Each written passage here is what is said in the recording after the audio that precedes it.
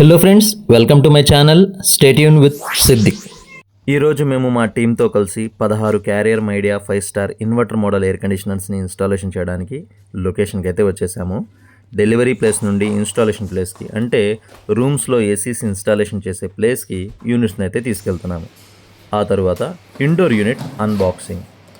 Unit ప్యాకింగే కాదు, unit model కూడా చాలా హెవీగా, స్ట్రాంగ్ బాడీతో, చాలా అట్రాక్టివ్ లుక్తో, నీట్ అండ్ క్లీన్గా చాలా బాగుంది.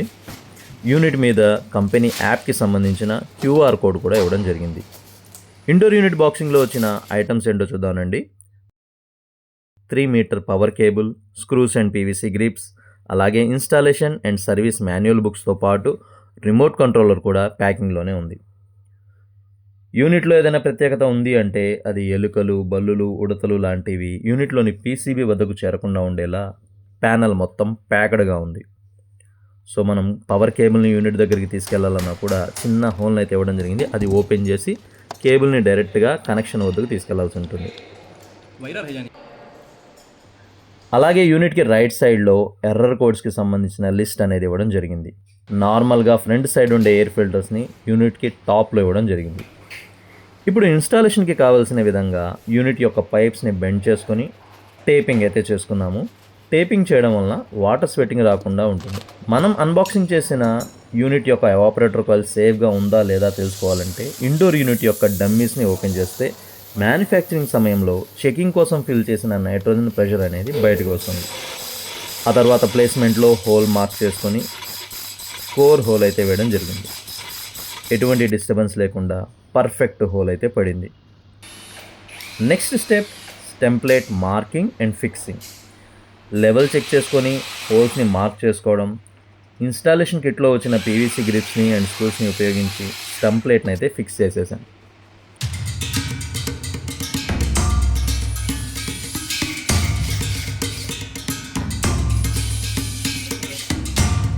ఆ తర్వాత టెంప్లేట్ మీదకు ఇండోర్ యూనిట్ని ఎక్కించే పనిలో పడ్డాం.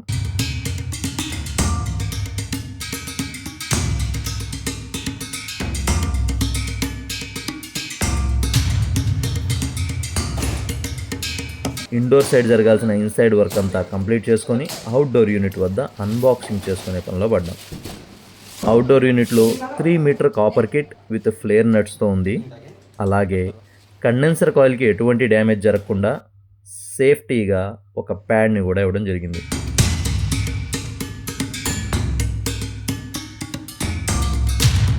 ఇండోర్ యూనిట్ యొక్క వాల్కి ఫిక్స్ చేయాలంటే ఏ విధంగా మనం టెంప్లేట్ యూస్ చేసామో అలాగే అవుట్డోర్ యూనిట్ వాల్కి ఫిక్స్ చేయాలంటే ఈ అవుట్డోర్ స్టాండ్స్ అనేది రెడీ చేసుకోవాల్సి ఉంటుంది.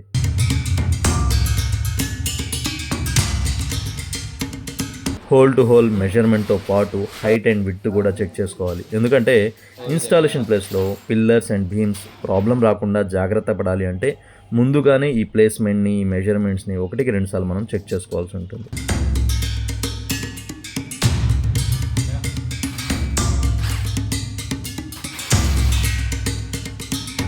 ఆ మెజర్మెంట్స్తో అవుట్డోర్ యూనిట్ స్టాండ్ అయితే ప్లాన్ చేసుకొని హోల్స్ మార్క్ చేసుకొని డ్రిల్లింగ్ వేసుకొని ఆ తర్వాత ఫాస్ట్నర్స్తో స్టాండ్ ఫిక్స్ చేసుకోవడం, ఇదంతా కామన్ వర్కే కంప్లీట్ చేసేసుకున్నాం.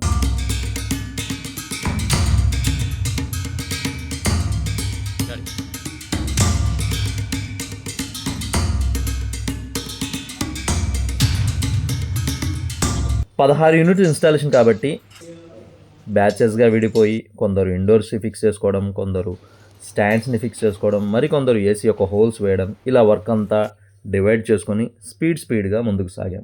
ఫిక్స్ చేసిన అవుట్డోర్ స్టాండ్ మీదకు యూనిట్ని అయితే లిఫ్ట్ చేసుకున్నాము.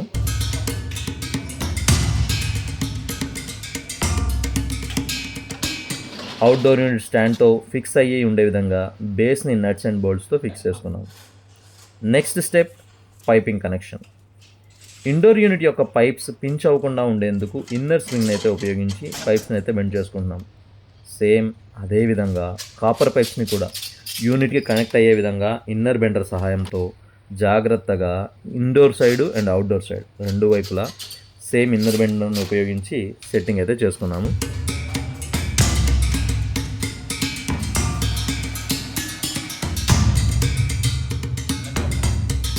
అలా వర్క్ క్లియర్గా పర్ఫెక్ట్గా ఉండాలంటే కాపర్ పైప్స్కి మనం టేపింగ్ వేసుకోవాల్సి ఉంటుంది. సో నీట్గా టేపింగ్ కూడా వేసుకొని ఇప్పుడు ఫిక్స్ చేసుకునే పనిలో పడ్డాం. టేపింగ్ చేసుకున్న పైప్స్ని యూనిట్ వద్దకు ఫిక్స్ చేసే ప్రక్రియలో మనం చాలా జాగ్రత్తగా ఫ్లేరింగ్ కలిసే విధంగా సెట్ చేసుకొని డబుల్ రేంజ్ సాయంతో ఫిక్స్ చేయాల్సి ఉంటుంది. నెక్స్ట్ స్టెప్ వ్యాక్యూమ్ పంప్ని సర్వీస్ వాల్వ్స్తో కనెక్ట్ చేసుకొని 30 నిమిషాల వరకు వ్యాక్యూమ్ చేయాల్సి ఉంటుంది.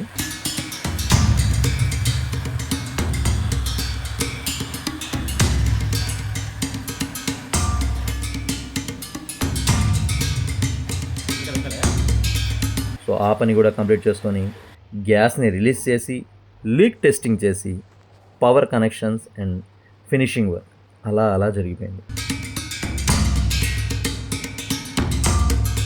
ఈ 16 ఏసీలకి స్టెబిలైజర్లు కూడా ఫిక్స్ చేసాము. ఇన్వర్టర్ మోడల్ కాబట్టి పవర్ ఫ్లక్చుయేషన్స్ వస్తే పీసీబీస్ మీద ప్రభావం పడే అవకాశం ఉంటుంది. సో ఆ ప్రాబ్లం ఫేస్ చేయకుండా ఉండేందుకు ప్రతి ఏసీకి ఒక పవర్ స్టెబిలైజర్ని అయితే ఫిక్స్ చేసి టోటల్గా యూనిట్స్ని అయితే టెస్ట్ రన్ చేసాము. ఫైనల్ చెకింగ్ చేసేసి హ్యాండ్ ఓవర్ చేసే పనిలో పడ్డాం.